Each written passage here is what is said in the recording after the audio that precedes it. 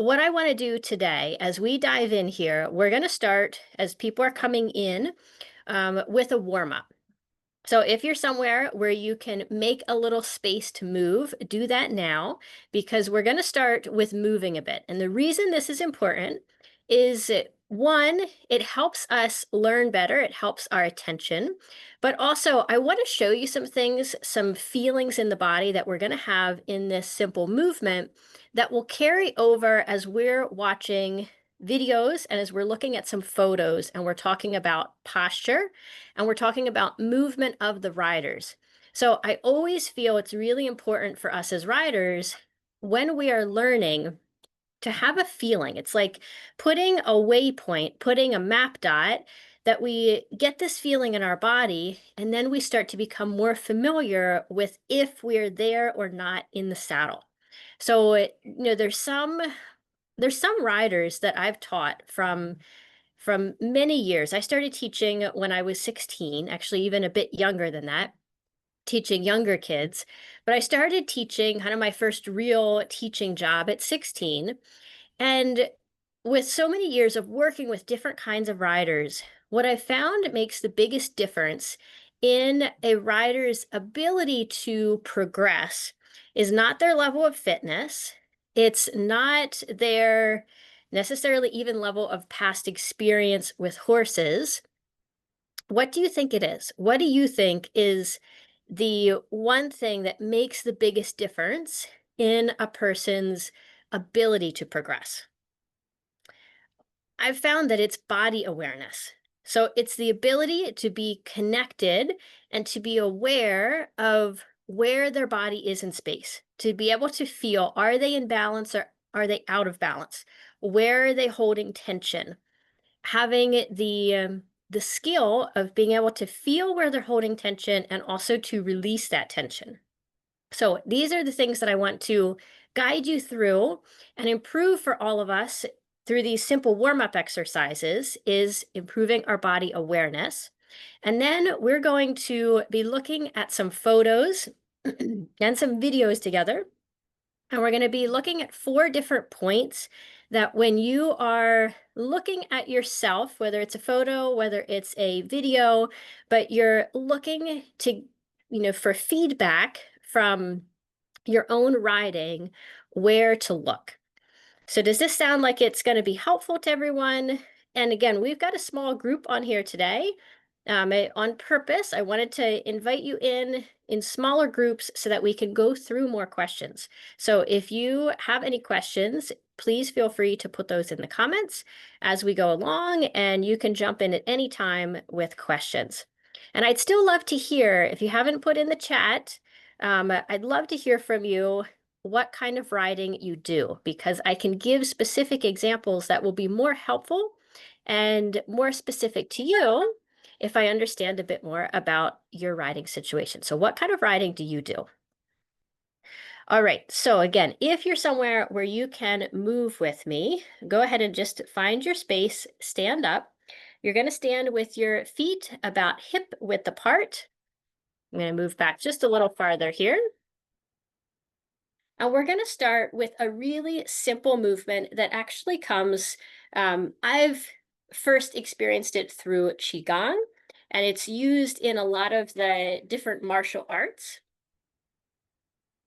Awesome, Nancy. Your trainer has Pivo. Pivo has been, I think, most popular so far in dressage because a lot of dressage riders they really pay attention to the subtleties and they see the benefit of being able to get that visual feedback. Allison, simple pleasure riding, work on helping my horse be calm, healthy, and fit.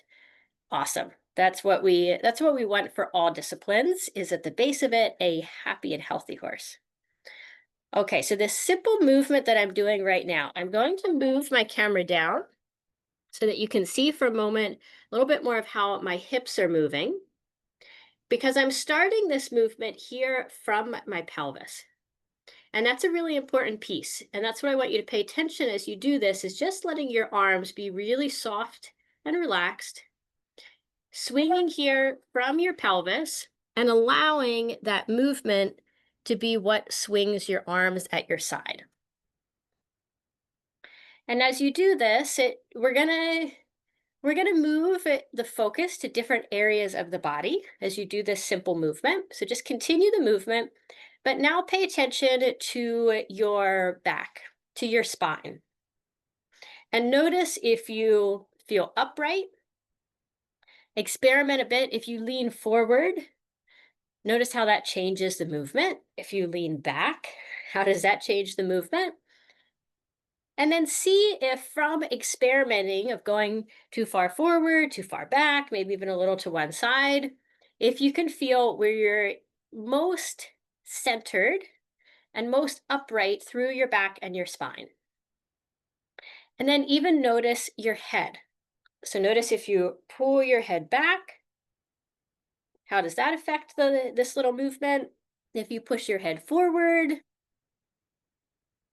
and just playing with a bit of movement, sometimes it also feels really nice just to move in the way that your body wants to. So you feel an area that you want to stretch a little bit, you can do that, but see if you can keep this rhythm. And then with your head as well, just finding where your head feels most centered over your body. So video feedback gives us I'm going to say an objective look, a kind of external look at our riding. But we always want to stay really connected to the physical feeling.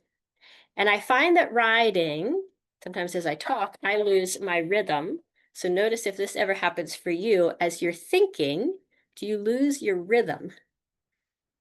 And actually, that could not have happened at a more perfect point for what I wanted to say and share, in that if we get too analytical in our riding, we can lose the feeling and we can lose the rhythm. So it's a balance of looking objectively at things, of increasing our knowledge bank, and having some things that we can do, but then really coming back to just the feeling. So speed this movement up a little bit. And as you speed it up, you're also going to put kind of a bit more effort into your arms so that your arms are swinging and just kind of lightly tapping on your back. I'm going to move my camera down a bit further again so you can see this. So my arms are still soft, but as I swing, they're just coming up and lightly tapping my back and kind of upper part of the chest here. And see if you can find the rhythm again where the feeling comes from your hips initiating the movement. Now just let this get smaller, let that effort come out of your arms again. I lost a bit of the rhythm again. Can you find your rhythm?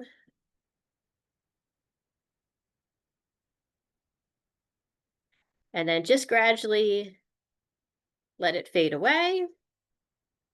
Awesome. Thank you for following along with me in these. We're going to do a really simple stretch and a breathing exercise for this next one. So what I want you to do now is just take one arm, reach up, stretch your arm up, and then just reaching to one side. You don't have to go really far here because the benefit of this is going to come with your inhale. So you're going to inhale, and as you inhale, think about filling up this side of your body, this side of your rib cage. Touch is also really helpful. Remember, this is another skill or another tool you can take to your riding. When you want to bring awareness to one area of your body, is touch that area. So breathe in. Feel this side, this part of your rib cage filling up. On the inhale, let it go. Exhale. Inhale, other side. Keep stretching up with your head so we're not collapsing down with the head, but stretching up. Reach up with the arm till you feel just this little stretch and engagement down your rib cage. And then again, on the inhale, think about filling up this side of your body. Touch a little bit your rib cage. Touch any area along here just to bring more awareness to this side of your body. Again, especially on that inhale. Stretching. Okay, and go ahead and let that go.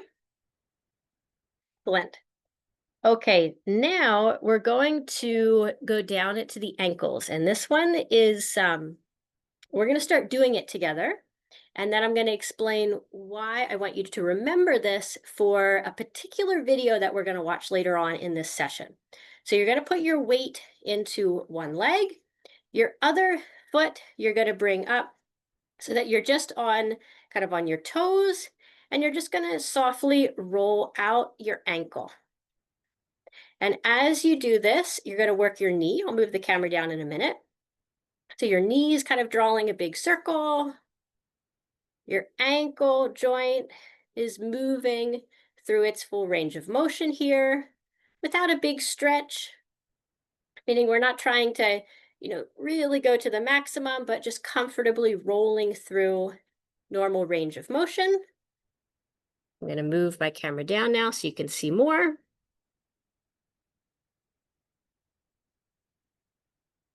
Adjust this a bit more. There, you should be able to see better. So I'm up on my toes and just rolling here. So it's important as I come forward, I'm kind of rolling on the front of my toes so that I'm feeling this just a gentle stretch or more of a movement through the front of my foot. Then I go back and I come forward again. And here you can go one direction a few times, go the other direction. We're going to switch to the other leg. So now transfer your weight on this side, up onto your toes. And again, rolling through the movement.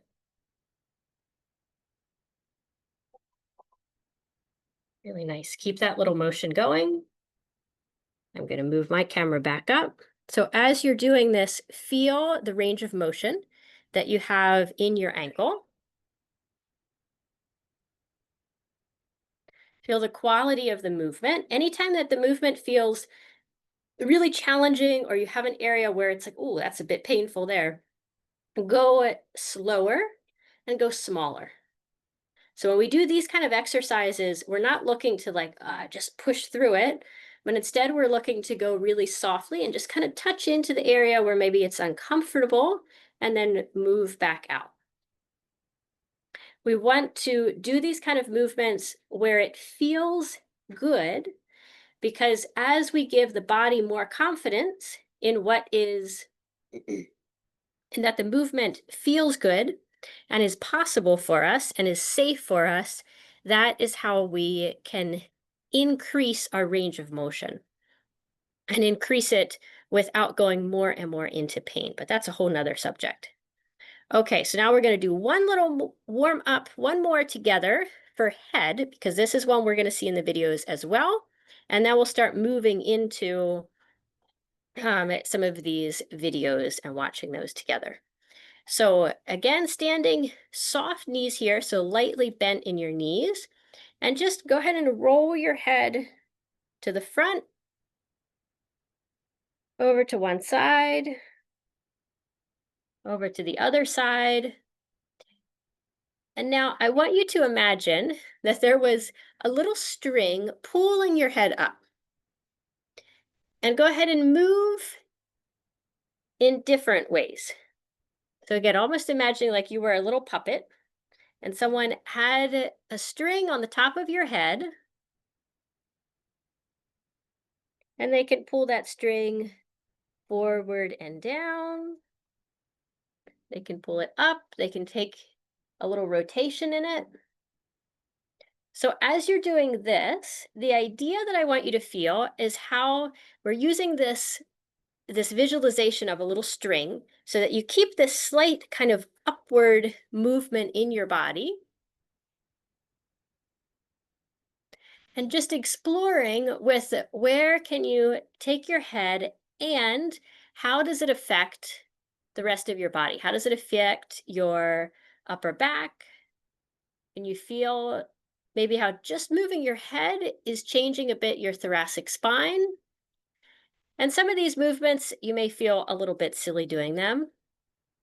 Don't worry about it. So you're going to see as we look at these videos, the way that we carry our head has a very big impact on how we ride. And for anyone that has also followed the work of Sally Swift, read the book Centered Riding, you know that Sally talks a lot about the head position. And if you start going into the different movement practices that really focus on healthy movement. So Feldenkrais, there's Franklin method, there's Alexander technique. They put a lot of focus on how we carry our head. And this is one of the interesting things too, in when we're looking at some of these videos and photos together, is we're going to be looking for what is the one thing for the rider that if they're able to change the alignment, release the tension, change the way that they're moving in that area, it's going to immediately help all the others. It may not be the one thing that's gonna to fix everything, but it's the place to start. And the head is not, it's not true for all, but it can be an interesting example. Sometimes when we realign our head, it changes everything else. It makes everything easier. Sometimes we change other things. For example, releasing tension from how we're pushing on the stirrups, and then all of a sudden our upper body, our neck, our head realign automatically. Has anyone else felt this where you make a small change somewhere and another problem that you had seems to just go away on its own? Okay, so I want to begin we're going to look at some alignment pictures first. So let me pull up a good photo here.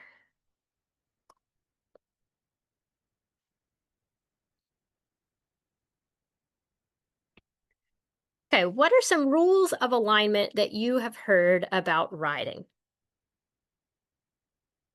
in terms of how we want to align our bodies?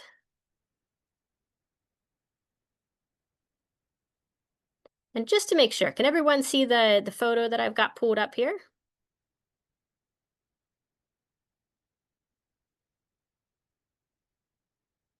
Awesome. Thanks. Thanks, Nancy. Sarah, yes. Heels, hips, and shoulders. So if I go ahead, let me put this in a better color. So if I go ahead and draw a line here,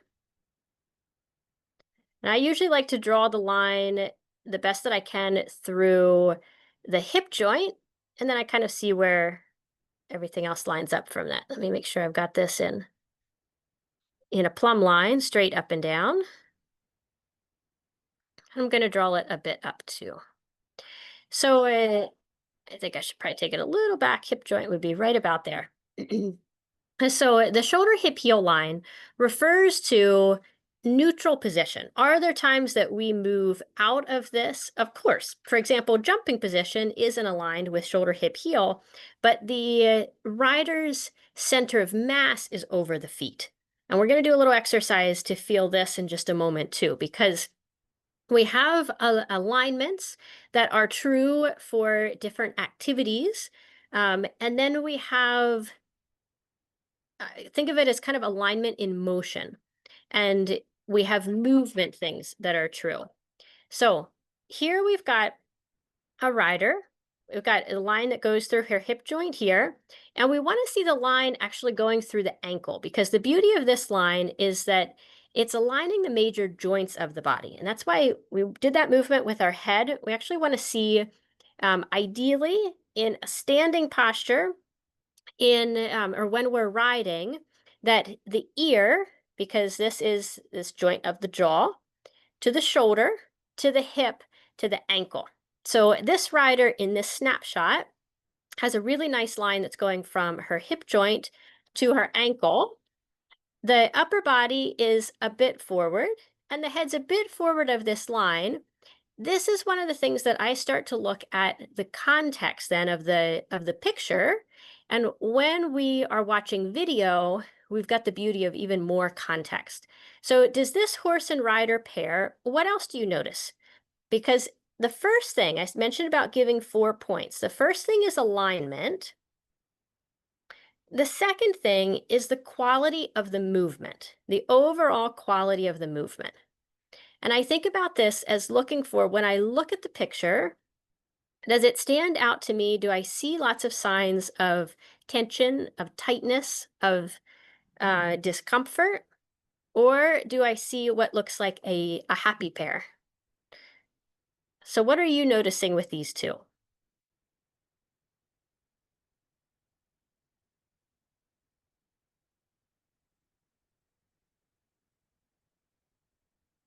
So one of the first places that I look is the faces. And here I see generally a soft face, a soft eye, ears that are in movement. On the rider, I see soft face, soft eyes. I don't see tension through that I can see in this photo, through her jaw or through her mouth. The horse is a little open through his nostril. We'd want to see more context of this. But generally with these two, we see a balanced pair. So in this moment, could she bring her upper body slightly back and reshape kind of how her head is balanced there over her shoulders? Yes. But we're close to the line here. Now, if there's another line that I look for, and this is really important for contact, and it's the elbow to the point of contact of whatever we're using. So a lot of times people say it's to the mouth, but if we go to the mouth, if we're riding with a bitless bridle, it changes. We want to go to the point of contact. So if she was riding with a rein here or with a bridle, the line would be a bit different. Here, we want to have the line come to the point of contact, in this case with the bitless bridle. So for this rider, if we were to be picky here, organizing just a bit more through her upper body, lifting the hand really slightly would help to improve even further this balance. And we sometimes see forms like this when we're working with a horse that's going more long and low. So we're working with getting more reach and stretch through the upper back, lengthening the neck. And as we start to work into higher levels of collection and a different kind of body carriage, that's where we have to get essentially, let's say, a little bit more skilled in our abilities as the rider in order to ask for and hold a different balance and a more upright posture in order to get that level of collection. Okay, any questions on this one before we move to the next? And we're going to look at one more picture here before we open up some of the videos.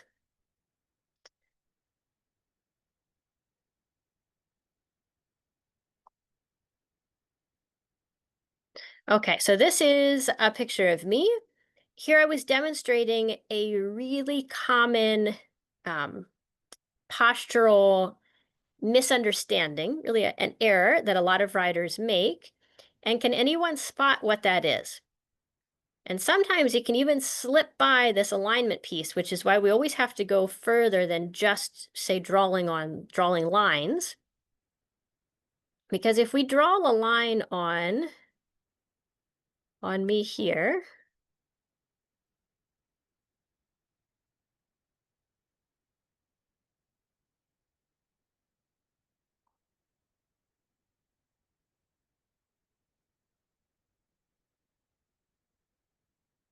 and my hip joint's about there.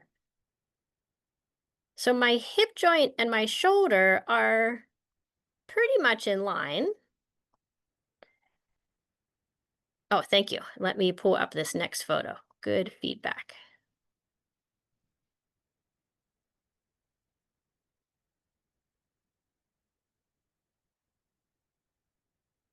Okay, now you should have it. Okay, so the question was, what do you see in this photo? Even though we drew on the line here, and the line is pretty much through my hip joint and my shoulder, I tend to have a forward head position, which is something that I work on outside of my riding. I'm aware of in my riding as well, but I'm working on as a general postural tendency that I have outside of riding. But what else is happening here that's a really common error for riders? Even if we drew this other line, even though we can't, see the whole picture here, from the line of the reins, we would probably say, oh yeah, it looks like this line is pretty close to where the horse's head is. Yes, exactly, Julie. Pelvis tipped forward. So even though here I'm within the alignment, my pelvis is tipped forward. This is creating this over curve in my lower back, and it's creating tension here. So if we see this in motion, we're going to see how, even though we freeze frame and it's okay, well, the alignment kind of lines up. When we see it in motion, there's a loss that happens in the quality of the movement, which is number 2. So we're looking at alignment as the first thing to notice, but then number 2 is we start looking at quality of the movement, because that's where we start to see more where tension may show up. So I'm going to show a video now.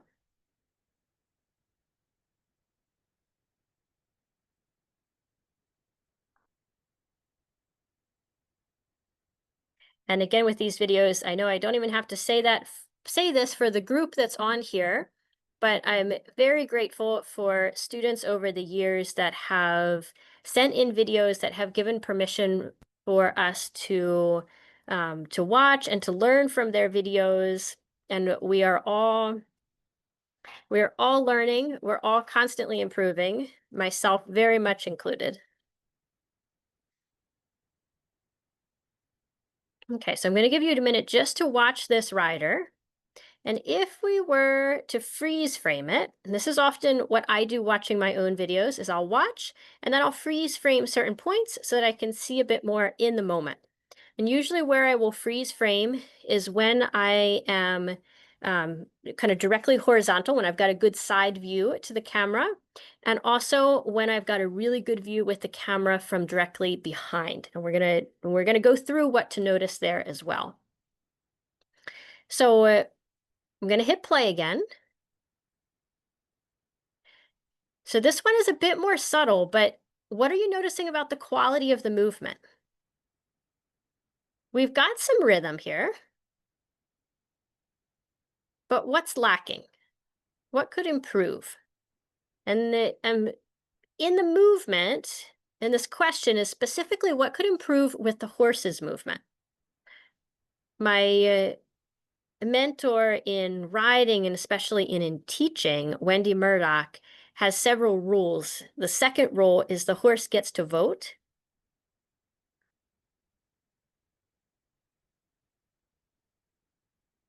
And that means that when we change something, we always pay attention to the horse.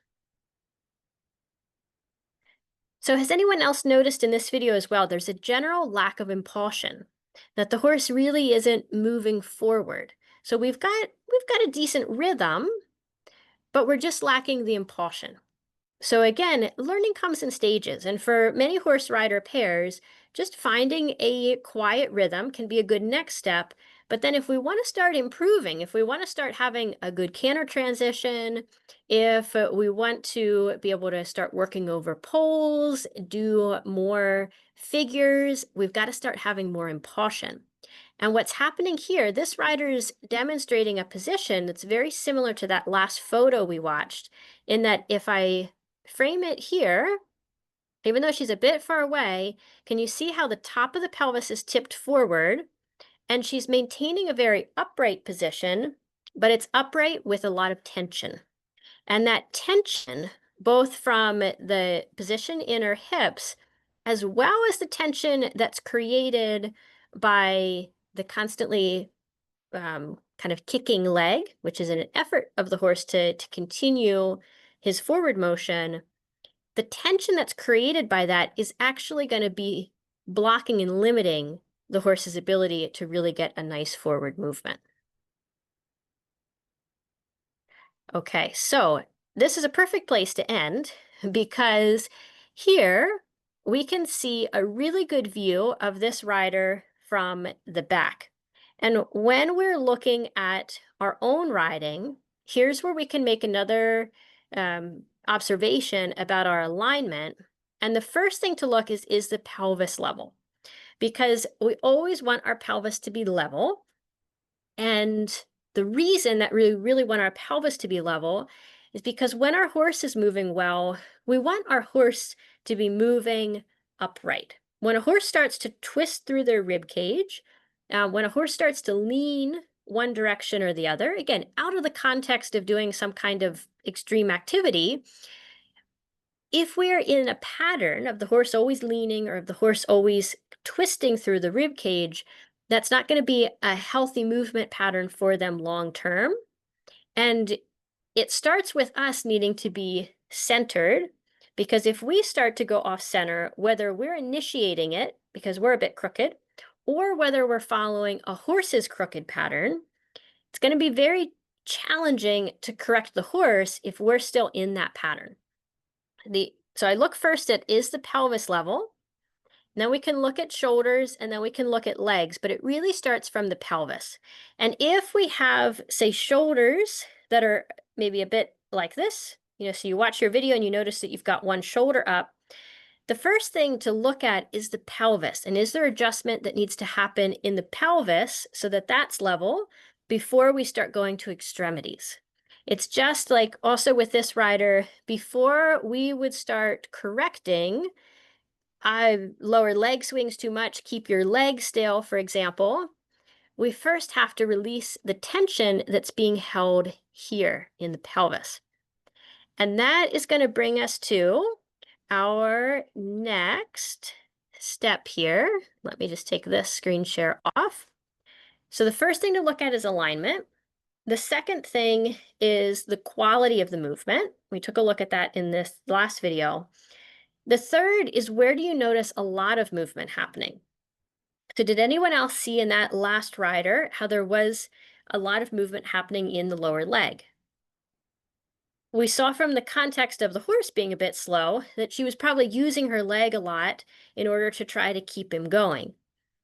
But the leg was also, these things often become a bit of a chicken and an egg question, because she's gotten in the habit of using a lot of leg to keep him going, which means from a training perspective, there's no clear signal and then release, that release being the crucial part. There's no clear release for the horse in order to train that self-carriage in forward movement.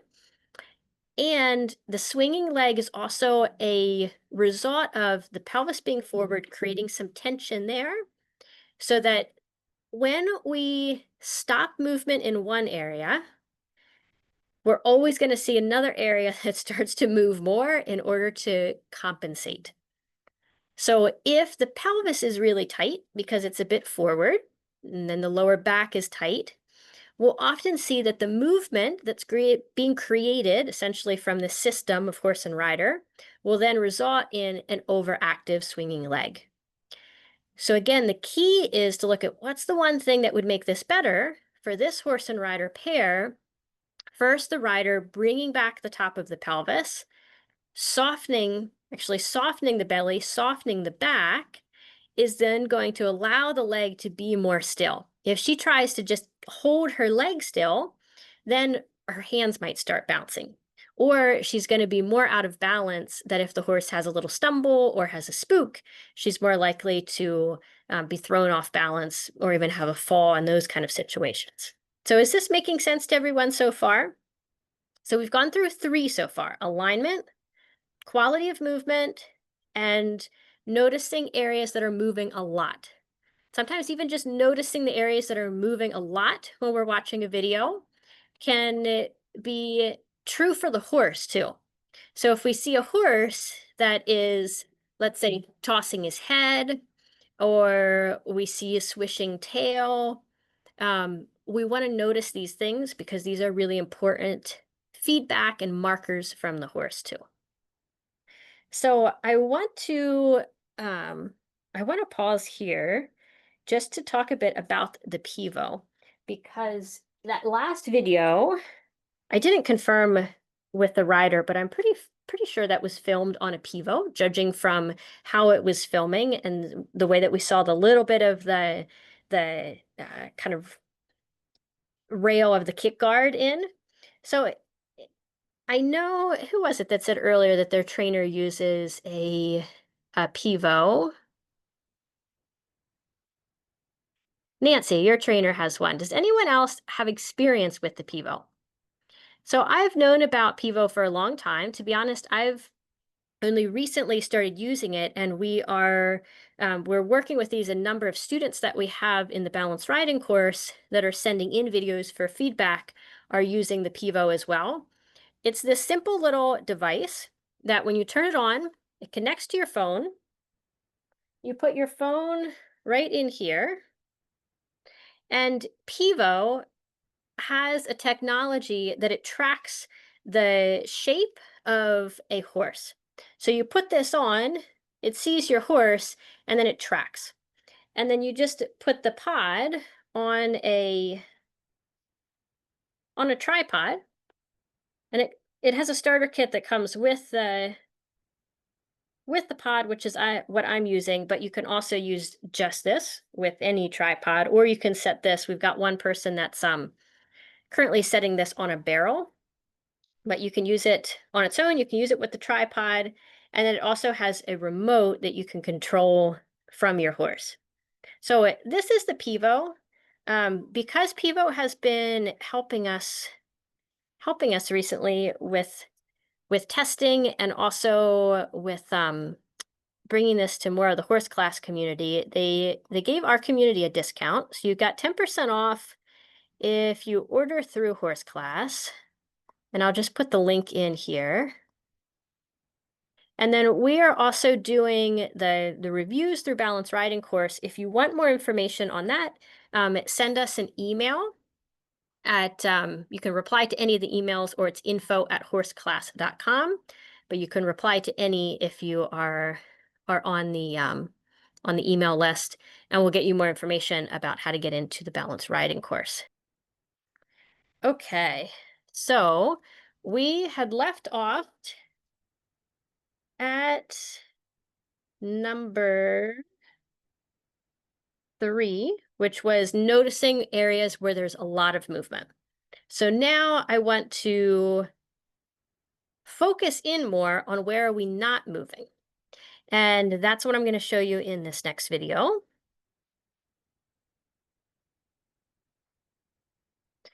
So as soon as I pull this one up,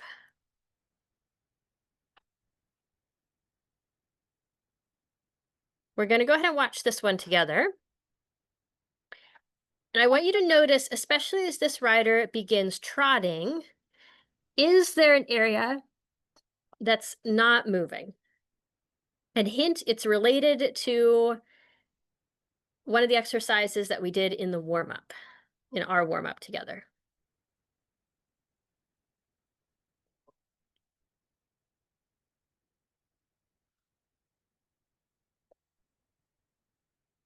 Has anyone noticed yet? Where is there not movement? I'm going to go ahead and pause here. Ankles, you got it, Nancy. So all of the motion, all of the movement has come out of this rider's ankle as she's pushing on the stirrup. And we did that little motion in our warm-up together to feel the range of motion of the ankle, to feel movement in the ankle. When we're riding, the joints of our leg should act like mild shock absorbers. So we kind of think about it this way. We're sitting on the back of the horse. We've got contact with our seat bones, the saddle, against the back of the horse. The horse is creating the motion, creating the impulsion, and the horse's barrel is essentially going up and down in differing patterns of movement depending on the gait.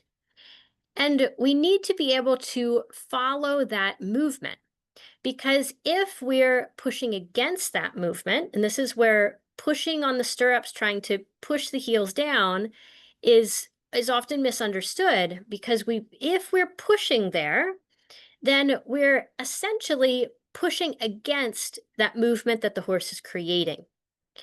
So in order to ride really well, we want to be going with that movement. And we need to have the motion coming through all of the joints of our body. Has anyone else done the shaking exercise? If you come to my other webinar on the seven-point riding guide, and we do that little shaking exercise, so you can feel how that movement comes all the way through your body. It's the same concept here in that we need soft joints because if we stop movement in one area, then something else is going to move a lot more.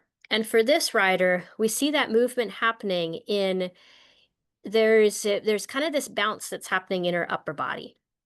So even though she's doing a decent job of absorbing the bounce, over time, she's probably going to be quite sore.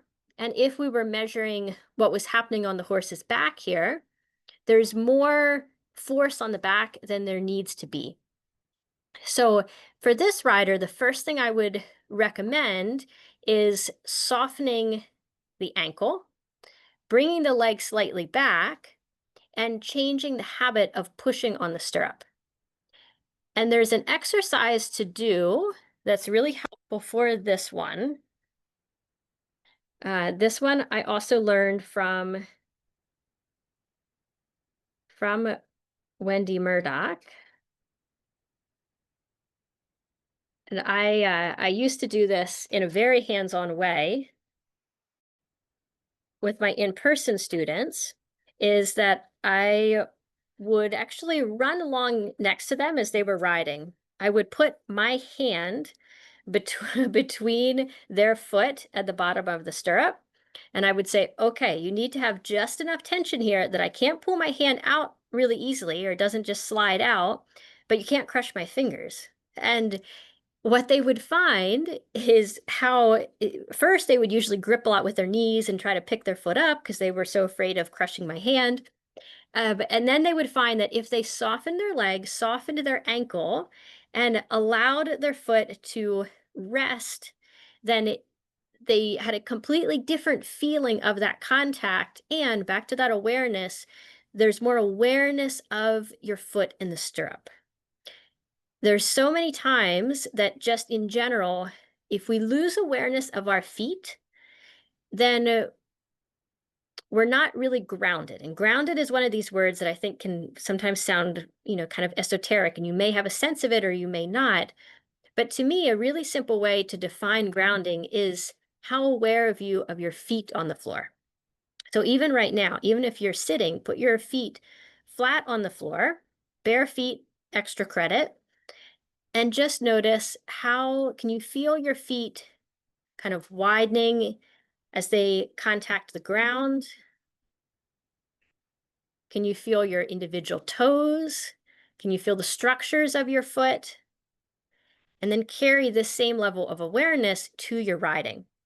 So I'm just looking for this exercise because if you don't have a riding instructor that wants to take the risk of putting their hand under your foot, this one, for those that have the Stay in the Saddle book, it's on page 45.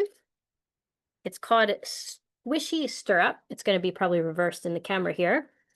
But what it is you're going to put an ace bandage or something similar. Ace bandage works really well.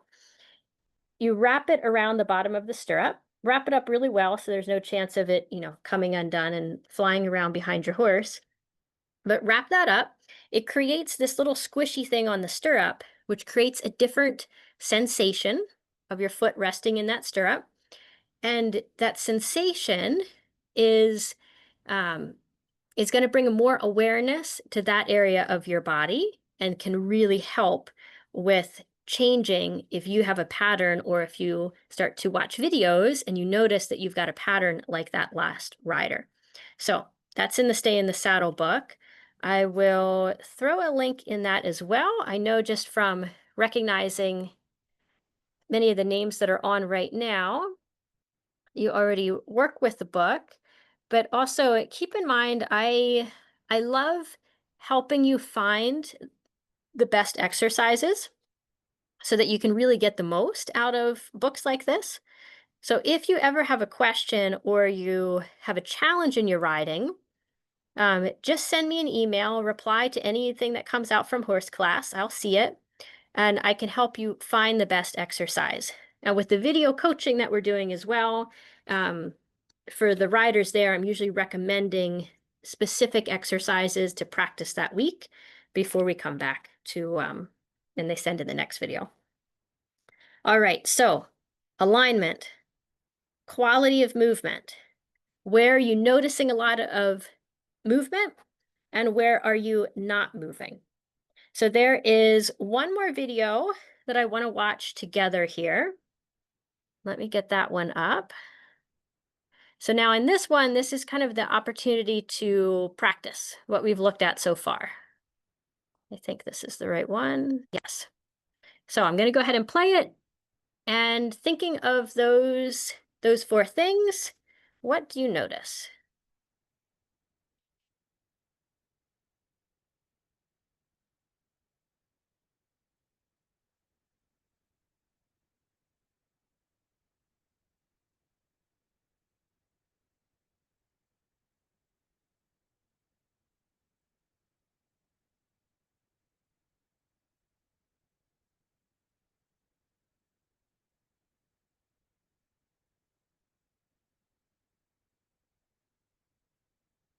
I'd like to just give you a moment to watch here.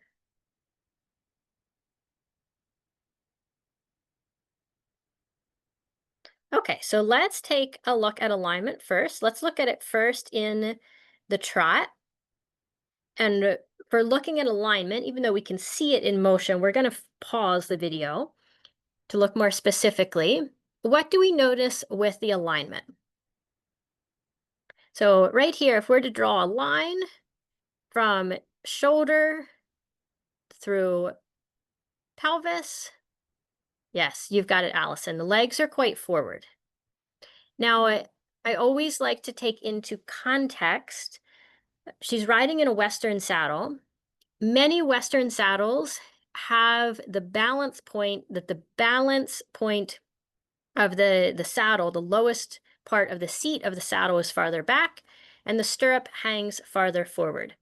I don't believe that this is a good design saddle for balanced riding, but it can mean that you're then fighting the saddle in order to pull the legs back. And in this case, an incredible tool is the Equiband, also by Wendy Murdoch. And the Equiband is a stretchy strap. It goes across the back of the saddle. In a Western saddle like this, it sits behind the cantle. It attaches to both of the stirrups, and it brings the stirrups back so that they do hang where you can be really balanced.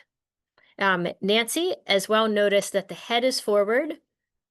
My guess, and these things we do have to experiment both for ourselves and also, in this case, when I'm teaching, I encourage the students to try different things. The first thing that I see here is helping bring the leg back.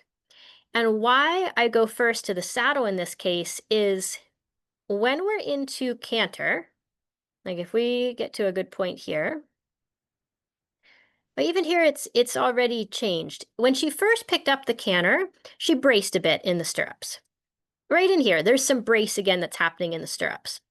But when I watch this rider's body, now we're into number 2, the quality of the motion, I don't see an overly tense rider, which makes me see that, okay, she's not really actively constantly pushing on the stirrups here. Yeah, there's moments of push, but it's not that she's constantly pushing the stirrups forward or trying to really push her heels down.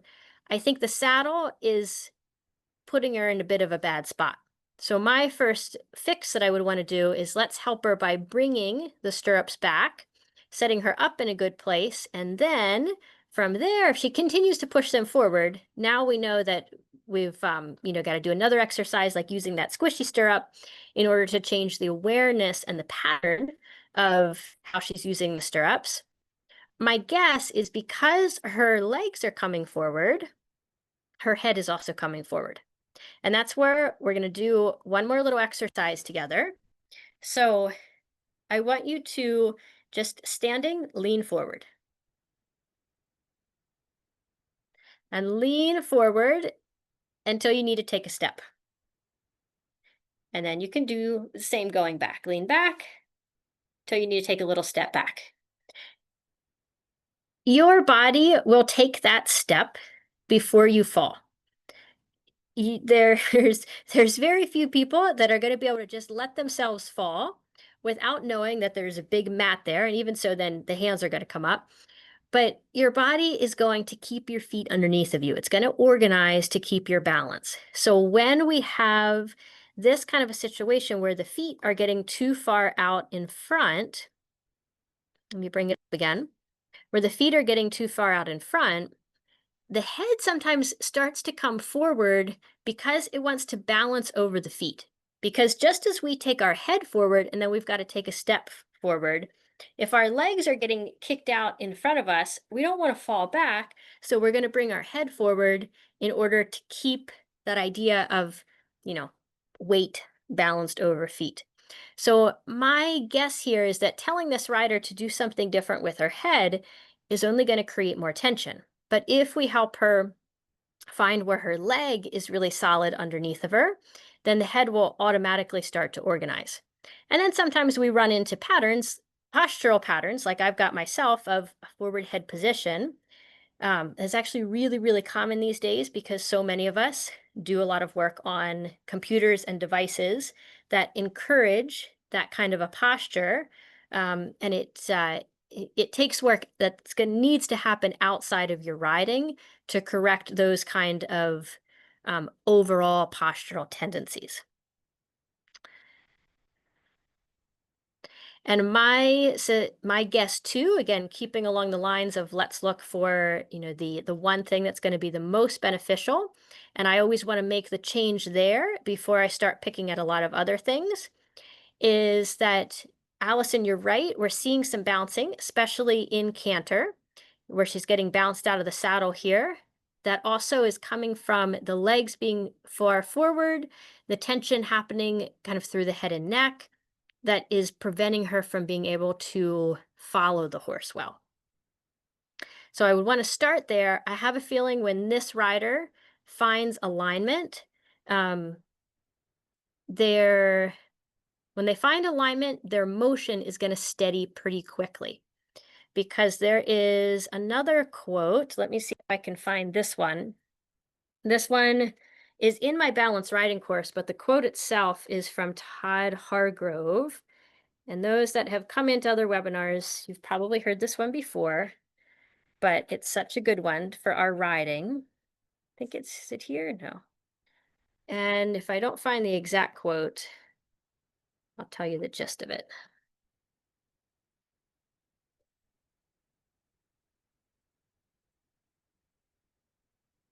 Here it is. So this is the Balanced Riding Course book on page 77. And Todd Hargrove is a Feldenkrais practitioner. Learning better movement is more like sculpture than painting. You improve your art by taking things away, not adding them. Imagine the movements of an infant. Any intention to accomplish a movement goal tends to activate all the muscles in the body. Reaching for an object gets the legs kicking. So with new riders, inexperienced riders, I would actually like to see a bit more movement. And then I think of the process as they improve is that movement becomes more and more refined. So that movement becomes more and more refined. And where, just as Todd said, it's like a sculpting process of allowing just the movement and the tone that's necessary for that activity. Okay, so as we are just about at time to wrap up today, Allison, riding without stirrups or bareback, I think is very good for finding a good position. Yes and no. It's I don't often encourage riding without stirrups, to be honest, because when we've got stirrups on our saddles, the ability to be able to work with the stirrup, to be able to meet the stirrup with our foot and not push on it, and um, to understand how to use the legs with the limit that the stirrup creates is a really important skill that I don't find is often improved by riding without the stirrups.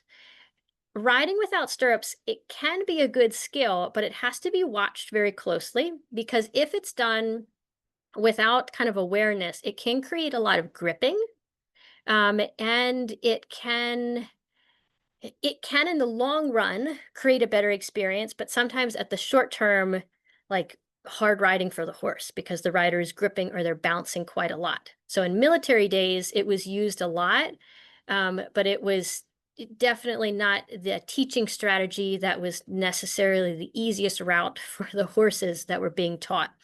And there's a lot of biomechanics instructors that you'll hear when we get to No Stirrups November, that start really publishing about the potential dangers of riding without stirrups, and not just falling off danger, but what it does to your posture and your movement. Bareback is really good for feeling the motion of the horse.